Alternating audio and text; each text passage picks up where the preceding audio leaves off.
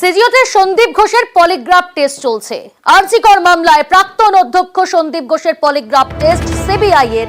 দিল্লি থেকে কলকাতায় সিবিআই বিশেষ টিম আজই সঞ্জয় রায় ও 4 চিকিৎসকেরও পলিগ্রাফ টেস্ট। তার আগে একবার আপনাদের দেখিয়ে দেব যে পলিগ্রাফ টেস্ট কি। পলিগ্রাফ টেস্ট সরাসরি কোনো তথ্য প্রমাণ নেই এমন ঘটনা সম্পর্কে সঠিক তথ্য জানতে ও বুঝতেই পরীক্ষা।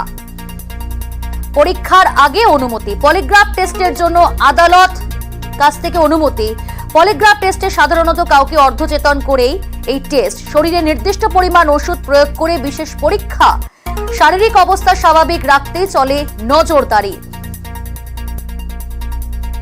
শারীরিক ও মানসিক অবস্থা বিচার করেই ওষুধ প্রয়োগ করা হয়। নির্দিষ্ট প্রশ্ন করে উত্তর খোঁজার চেষ্টা।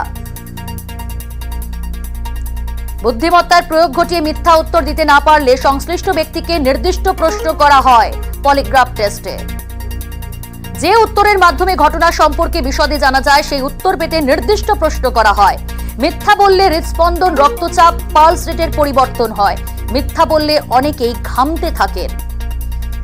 পলিগ্রাফ টেস্টের রিপোর্ট আদালত গ্রাহ্য নয়। টেস্টের রিপোর্ট আদালতে প্রমাণ হিসেবে পেশ করা যায় না। টেস্টের রিপোর্ট আদালতে প্রমাণ হিসেবে পেশ করা যায় না। পলিগ্রাফ টেস্টের এই রিপোর্ট পলিগ্রাফ টেস্ট থেকেই তদন্তের সূত্র মিলতে পারে। আর এই পলিগ্রাফ টেস্ট ইতিমধ্যে শুরু হয়েছে। সন্দীপ ঘোষের পলিগ্রাফ টেস্ট চলছে এবং আজ 4 চিকিৎসক পড়ুয়া তাদেরও পলিগ্রাফ টেস্ট। ধৃত সঞ্জয় রায়, তারও পলিগ্রাফ টেস্ট। অনুপ রয়েছে। অনুপ, সঞ্জয় রায়ের পলিগ্রাফ টেস্ট কোথায় হবে? তার পলিগ্রাফ টেস্ট কি শুরু হয়েছে? ইতিমধ্যে সঞ্জয় রায় যে অভিযুক্ত, তাকে গ্রেপ্তার করা হয়েছে প্রেসিডেন্সি জেলে। তিনি এই মুহূর্তে আছেন এবং তার যে একেবারে সিবিআই পক্ষ থেকে বলা হচ্ছে পলিগ্রাফ টেস্ট আজকেই করা হবে। মোট 6 জনের কথা বলা হচ্ছে। 6 জনের ক্ষেত্রে কিন্তু আজকেই পলিগ্রাফ টেস্ট করা হবে এমনটা কিন্তু সিদ্ধান্ত নেওয়া হয়েছে সিবিআই পক্ষ থেকে। গতকাল রাতে 11টা 40-এ একেবারে সিবিআই একটি প্রতিনিধি দল তারা কিন্তু কলকাতায় আসে এবং আজকে সকালে তারা সিবিআই কমপ্লেক্সে এসে পৌঁছয়, যেখানে তদন্তকারী আধিকারিক, তদন্তকারী আইও থেকে শুরু করে এই কেসের প্রত্যেকজন উপস্থিত হয়েছে এবং সকালবেলা সন্দীপ ঘোষ তাকে তলব করা হয়েছিল প্রাক্তন যিনি অধ্যক্ষ, এবং তাকেই কিন্তু একেবারে যে প্রক্রিয়া পলিগ্রাফ টেস্টের যে প্রক্রিয়া সর্বপ্রথম শুরু করা হয়েছে। এর পরবর্তী ক্ষেত্রে লক্ষ্য করে এই পলিগ্রাফ টেস্ট করতে কিন্তু দীর্ঘক্ষণ সময় লাগে। তার কারণ বেশ কিছু শারীরিক পরীক্ষা নিরীক্ষা তার পরবর্তী ক্ষেত্রে এই টেস্ট করা হয়ে থাকে। অন্যদিকে 4 জন যে একেবারে ইন্ডিয়ার চিকিৎসক যাদেরকে তলব করা হয়েছিল এর আগেও এবং তার পাশাপাশি পলিগ্রাফ টেস্ট করা হবে এমনটা কিন্তু অনুমতি দেওয়া হয়েছিল আদালতের পক্ষ থেকে। তাদেরকে ইতিমধ্যে সিবিআই কমপ্লেক্সে সকালবেলা আসতে বলা হচ্ছে, তারা এসেছেন এমনটাই খবর। এর পরবর্তী ক্ষেত্রে এই যে 4 জন চিকিৎসক তাদের কিন্তু পলিগ্রাফ টেস্ট করা হবে এবং সেই প্রক্রিয়া কিছুক্ষণের মধ্যে সেটা শুরু হবে।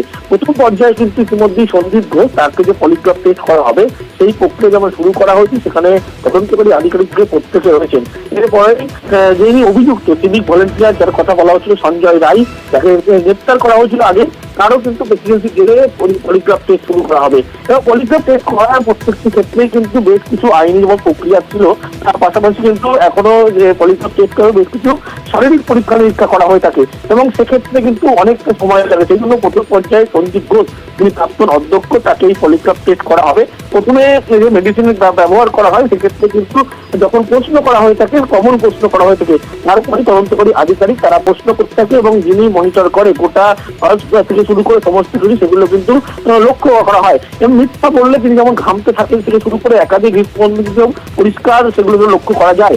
এক্ষেত্রে কিন্তু মনে করা হচ্ছে তদন্তকারী আধিকারিকরা মনে করেছে যে প্রাক্তন যিনি অধ্যক্ষ সন্দীপ ঘোষ তার বয়ানে প্রথম থেকেই একাধিক অসঙ্গতি ছিল এবং তার জিজ্ঞাসাবাদে কিন্তু সিবিআই সন্তুষ্ট ছিল না। সেই কারণে সন্দীপ ঘোষের পলিগ্রাফ টেস্ট ইতিমধ্যে শুরু হয়েছে। এরই পাশাপাশি সঞ্জয় রায় ধৃত এবং 4 চিকিৎসকেরও পলিগ্রাফ টেস্ট হবে আজ। অনেক ধন্যবাদ অনুপ। আমাদের সঙ্গে রয়েছে অপর প্রতিনিধি রৌনক। রৌনক, সন্দীপ ঘোষের পলিগ্রাফ টেস্ট শুরু হয়েছে সিজিওতে, কারা কারা উপস্থিত রয়েছে সেই পলিগ্রাফ টেস্টে? দেখো, মূলত পলিগ্রাফ টেস্টের ক্ষেত্রে একজন সাইকোলজিস্ট, অপরদিকে একজন নিউরোলজিস্ট, একজন অ্যানেস্থেসিয়া স্পেশালিস্ট এবং যে তিনি কেসের আই অর্থাৎ ইনভেস্টিগেটর অফিসার তার বর্তমানে কিন্তু এই টেস্ট করা হবে। ইতিমধ্যে সে প্রসিডিওর শুরু হয়েছে। যিনি প্রথমে অ্যানেস্থেসিয়া স্পেশালিস্ট তিনি কিন্তু তাকে তার প্রয়োজন মতো ওষুধ দেবে, যেক্ষেত্রে তার যে বডি অর্থাৎ সেটা ম্যানিপুলেট করা যায় সেই বিষয়ে কিন্তু নিশ্চিত করা হবে। তারপরেই কিন্তু যে বডির রেসপন্স প্রত্যেকটি যে প্রশ্ন করা হবে আইও সেখানে বর্তমান থাকবে এবং আইওর তরফ থেকে কিন্তু সেই প্রশ্নগুলো করা হবে। সেই প্রশ্ন অনুযায়ী কিন্তু সন্দীপ ঘোষের যে বিপি রেট থেকে শুরু করে তার যে বডি রেসপন্স এবং তার স্নায়ুর যে ওঠানামা, সেই বিষয়গুলো কিন্তু পুরোপুরিভাবে খতিয়ে দেখা হবে। এবং পলিগ্রাফ টেস্ট করতে মূলত 4 থেকে প্রায় 5 ঘন্টার কাছাকাছি সময় লাগতে পারে। দীর্ঘক্ষণ প্রায় 100 ঘন্টা হয়ে গেছে ইতিমধ্যে সিবিআই আধিকারিকরা প্রায় 9 দিন ধরে তাকে জিজ্ঞাসাবাদ করছে। সেক্ষেত্রে বেশ কিছু জায়গায় তার অসঙ্গতি পেয়েছেন তারা, এবং তিনি যে সমস্ত তথ্য দিয়েছে তা আদতেও পুরোপুরিভাবে সত্য কিনা সেই বিষয়ে কিন্তু খতিয়ে দেখার জন্যই এই পলিগ্রাফ টেস্টের মতো একটি টেস্ট তারা করতে চেয়েছিল, এবং সেই আবেদনই কিন্তু মঞ্জুর করে আদালত। সেই মতোই আজকে পলিগ্রাফ টেস্ট ইতিমধ্যে প্রক্রিয়া শুরু হয়ে গেছে, এবং 3জন বিশেষজ্ঞ চিকিৎসক এবং যিনি ইনভেস্টিগেশন অফিসার তার বর্তমানে কিন্তু সন্দীপ ঘোষের পলিগ্রাফ টেস্ট হবে। বেশ,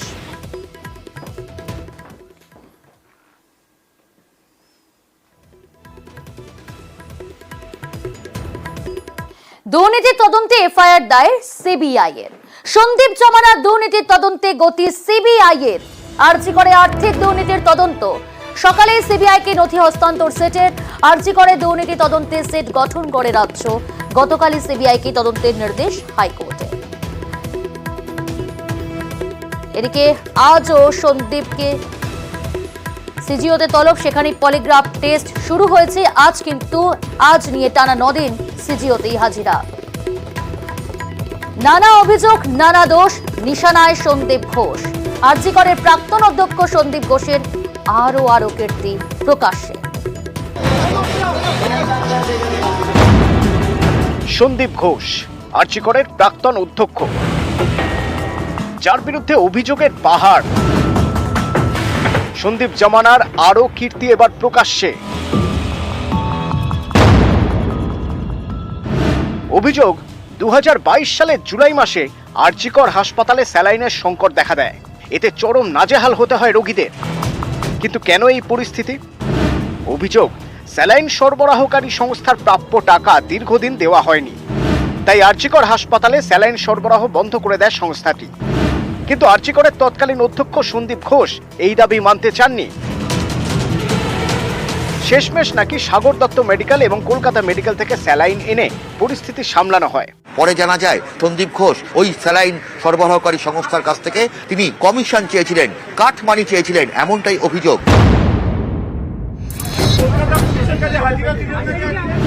অভিযোগ, 2023-এর জানুয়ারিতে আরজি কর হাসপাতালের মর্গ থেকে 4টি দেহ লোপাট হয়ে যায়।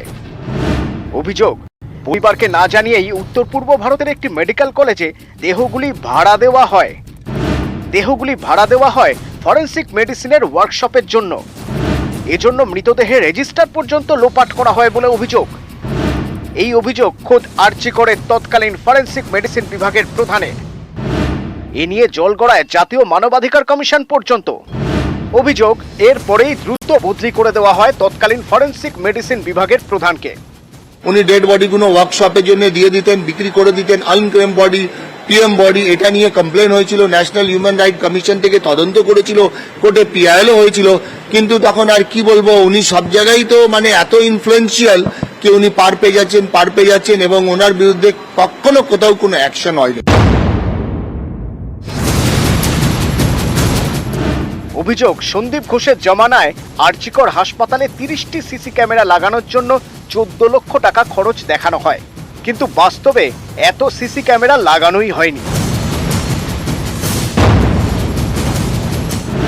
অভিযোগ, বেশ কয়েকজন জুনিয়র ডাক্তার ইন্টার্নদের কাজে লাগিয়ে নানা কীর্তি করেছেন সন্দীপ ঘোষ। এর বদলে জুনিয়র ডাক্তার ইন্টার্নদের ফুর্তির ব্যবস্থা করে দিতেন সন্দীপ। আরজি করের গেস্ট হাউসেই নাকি নিয়মিত বসত মদের আসর। কলেজ ফেস্টেও থাকতো দেদার ফুর্তির আয়োজন। ক্যামেরায় সুমন বসুর সঙ্গে অভিজিৎ চন্দ, নিউজ 18 বাংলা। গত বুধবার, গতকাল, তারপর আজ সঞ্জয় রায় ঘনিষ্ঠ এএসআই অনুপ দত্তকে তলব করল সিবিআই।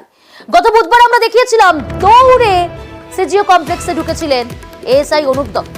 গতকাল পায়ে হেঁটেই ঢুকেছিলেন, আজও পায়ে হেঁটেই সিজিওতে ঢুকলেন অনুপ দত্ত। সঞ্জয় ঘনিষ্ঠ অনুপ দত্ত, তাকে এই নিয়ে 3 দিন তলব করা হলো। রৌনক রয়েছে। রৌনক, আজ তাকে আবার ফের তলব করা হয়েছে। আজ তার কাছ থেকে কি জানতে চাওয়া হবে? কারণ ইতিমধ্যে আমরা দেখাচ্ছি সেই ছবি, হাতে নথি নিয়ে তাকে প্রবেশ করতে দেখা গেল সিজিও কমপ্লেক্সে। একেবারে এই নিয়ে 3 বার কিন্তু সিবিআই তরফ থেকে সঞ্জয় রায় ঘনিষ্ঠ এই এসআই অনুপ দত্তকে তলব করা হলো এবং ঠিক 1:20 নাগাদ তিনি কিন্তু সিজিও কমপ্লেক্সে প্রবেশ করেন। বেশ কিছু নথি নিয়ে তিনি প্রবেশ করেন, যেটা জানা যাচ্ছে দীর্ঘ 2 দিন ধরে তাকে যে জিজ্ঞাসাবাদ করা হয়েছিল তারপর কিন্তু বেশ কিছু নথি তার কাছে জানতে চাওয়া হয়েছিল। ইতিমধ্যে সোশ্যাল মিডিয়ায় কিন্তু এই সঞ্জয় রায়ের সঙ্গে এই এসআই এর একটি ছবিও প্রকাশ্যে ভাইরাল হয়েছিল। সেক্ষেত্রে তার সঙ্গে কি সম্পর্ক ছিল এবং এই অনুপ দত্তকে কিন্তু জিজ্ঞাসাবাদ করা হচ্ছে মূলত সঞ্জয় রায়ের সম্পর্কেই। সেক্ষেত্রে আজকে এই নিয়ে 3 বার তাকে জিজ্ঞাসাবাদের জন্য এবং আজকে বেশ কিছু নথি তার কাছে চেয়ে পাঠানো হয়েছিল। সেই নথি নিয়ে কিন্তু 1:20 নাগাদ সিজিও কমপ্লেক্সে তিনি কিন্তু প্রবেশ করে এবং গত 2 দিন ধরে তাকে যে জিজ্ঞাসাবাদ করা হয়েছে তারপরে কিন্তু বেশ কিছু তথ্য সিবিআই হাতে এসেছে এবং মূলত বেশ কিছু স্পেসিফিক করে তাকে প্রশ্ন করা হয়েছে। সেই প্রশ্ন সংক্রান্ত কিছু নথি নিয়ে তাকে আসতে বলা হয়েছিল আর সিজিও দপ্তরে এবং সেই মতোই তিনি এসে হাজিরা দেয়। প্রিয়াঙ্কা। বেশ।